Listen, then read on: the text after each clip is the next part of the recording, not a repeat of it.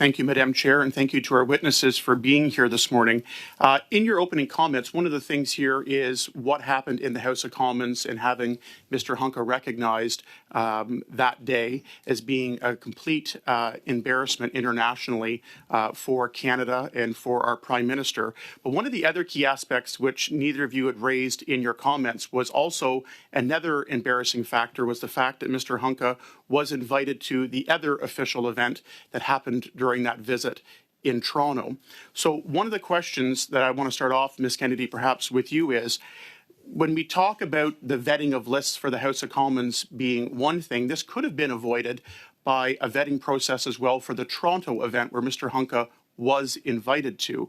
Could you talk about, for that event, which PCO is responsible for, a partner in, or having lists for, what vetting you do? And Mr. Kerr, I'm going to ask you the same question from your office. Point of order. Mr. Gerritsen, point of order. Just for clarity, Madam Speaker, my understanding is that we are studying the issue that happened in the House of Commons. Mr. Duncan is introducing something that happened at another event outside of the House of Commons.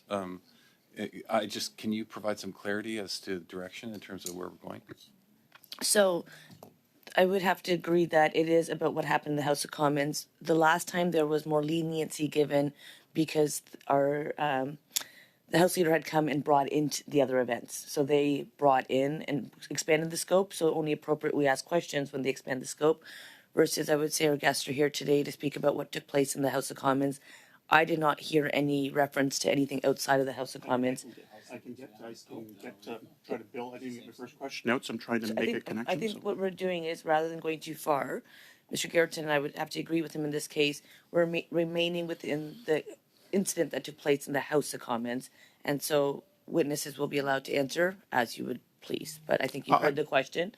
You want to just let them see if they want to try to answer? I'm just going to appeal that if I could, yeah. Madam Chair, because what I'm trying to, I couldn't even get done to have the first question answered here, is that the lack of vetting for other events on that same visit by the Prime Minister's office, the PCO, and the Protocol Office, if they'd had, I want to understand what they had for those events. And in the event, the red flags that have been raised about Mr. Hunka and not being recognized should not have been invited, which the Prime Minister's office has acknowledged that the individual we are speaking about should not have been invited to their event. If they had better protocols or what they were, perhaps this would not have happened on the floor of the House of Commons. So I'm trying to correlate very reasonably and very fairly that the official visit here, the chief of protocol is here. They're speaking about the official visit, the entire visit by President Zelensky. It is very relevant to do that. So I'm going to appeal that call and say it's absolutely relevant to try to show how a lack of proper vetting was done in many cases here. There were many opportunities to catch this and we're not. Okay. I'm going to actually, no. I'm moving on. I've told you where I stand. We know what the motion was. You can reread the motion if you're concerned with it, which members decided to pass.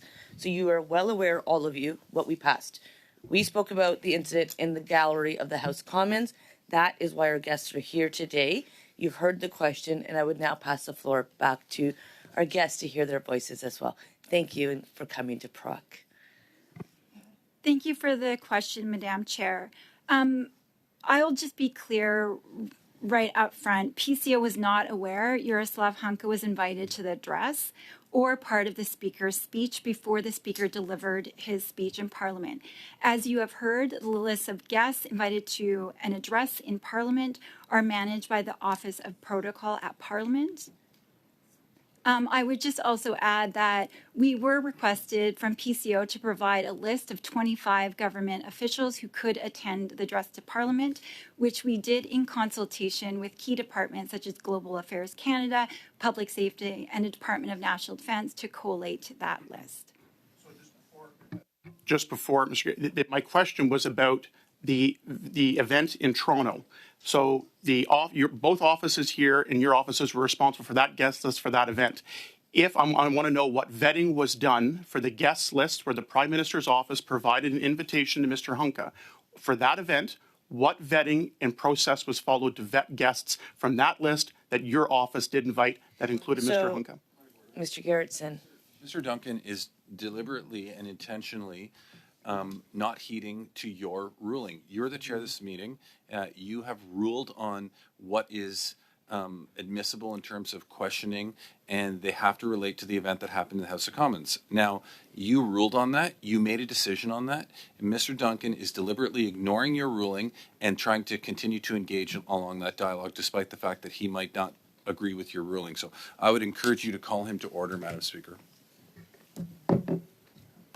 Madam Chair.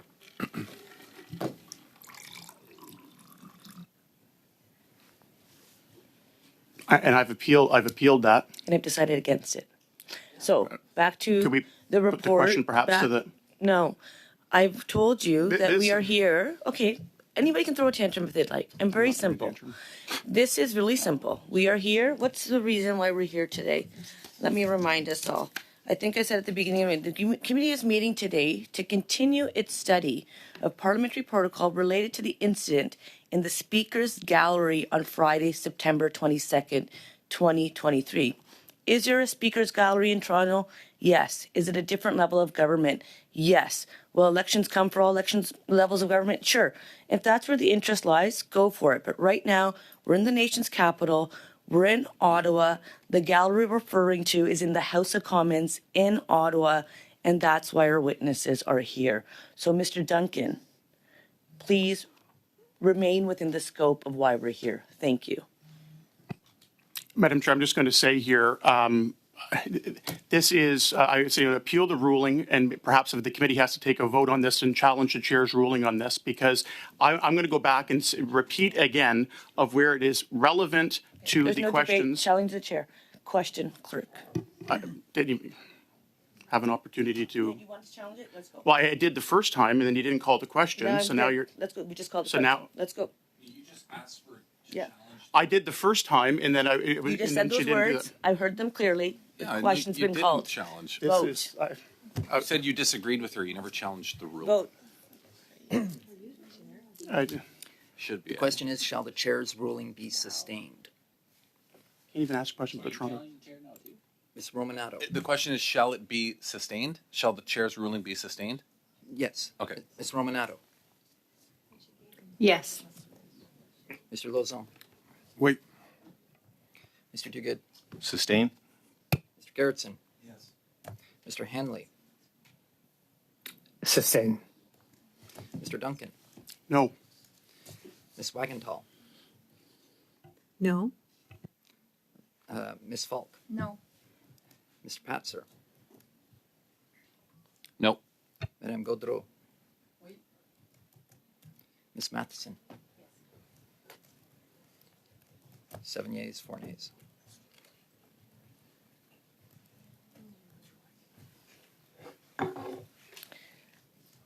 I'm not sure what's happening, but we have a 3-hour meeting possibly or up to today. So I'm just going to ask members, if you need a break, I'll give you guys a 5-minute break, but this is not the tone and temperament I'm going to continue with when we've asked witnesses to come.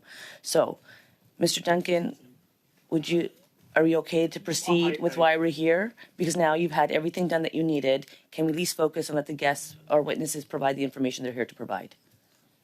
I'm just stunned at this, Madam Chair, Okay, about so how you- it's absolutely, so,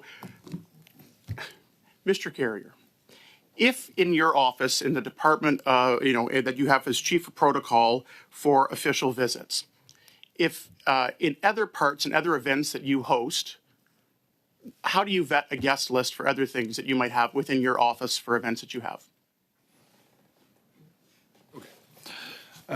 So thank you for the question. So indeed, there are completely separate processes depending on where the event is. I like to say half jokingly that I'm the chief of protocol of Canada everywhere except here, with the possible exception of the PM's corridor upstairs. So the parliamentary guest list was a complete separate from us. Sometimes we feed into those.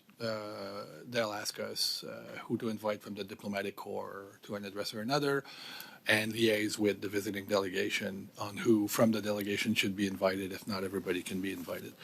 But at no point do we But so see- I can ask Yeah. just in general, for an event that you're responsible for and would do and have a guest list where you send invitations out, apparently now in theory, without saying something specific, another event that you be responsible for the guest list, can you tell me what your office does for vetting a guest list that you're responsible for then? We don't vet guest list, Madam Chair. What we do is we get them from the client. The client would be, in this case, either PMO or one of the minister's offices, and they send us a list. Often it's in waves. If you're having a reception or a state dinner of some, you'll do a first wave of invitation, and then depending on the response rate, second wave, third wave, fourth wave. So we don't vet the guests. For any of the events that you do, for any events that you would host and be primarily responsible for, you just, if somebody provides, an organization provides names, you just automatically from the Prime Minister's office or through both Director of Protocol through the Prime Minister just invite them no matter what. We get the list from PMO. PMO. So we wouldn't accept lists So, from. Ms. Kennedy, in those in the example there, where in your office for what you do there, what do you do for vetting on any events or lists that come out from the Prime Minister's office? Thank you for the question, Madam Chair. I would just state that Foreign Defense Policy Secretariat is very much focused on the policy support to our Prime Minister as he does his international engagements. In the event that we receive invitations and lists for events, what we normally do is just do a cursory review of that list. Our lens is very much on the gender representation of those that would be in attendance. We also ensure that the organizations, if they are on that list, are appropriately invited. So again, if the Prime Minister is sending an invitation to a Canadian, anybody, to any event, you're just telling me that if some organization provided a list of 15 names that should attend event X, Y, or Z as an official visit or in the diplomatic community, you just take those names and automatically send them out in the Prime Minister's name, inviting to a special event. There's no vetting that's done from a security person. But now, Mr. Kerr, you said that you're just provided the list and send it out. But the list comes from the Prime Minister's office. So I'm asking the Prime Minister's office, PCO, what you do for the vetting of those lists before you provide them to be sent out. They're in the Prime Minister's name on behalf of the Prime Minister, and you're telling me that you just, if some group says, here's 15 people we want to invite, you just copy and paste it to be sent out and don't do any vetting on the list. Madam Chair, PCO does not play a role in sending out invitations. At the request of the Prime Minister's office, we sometimes request that Global Affairs Canada pulls together and collates a list. When it is returned to us, we do that cursory review. However, we do not have responsibility to issue invitations. Thank you.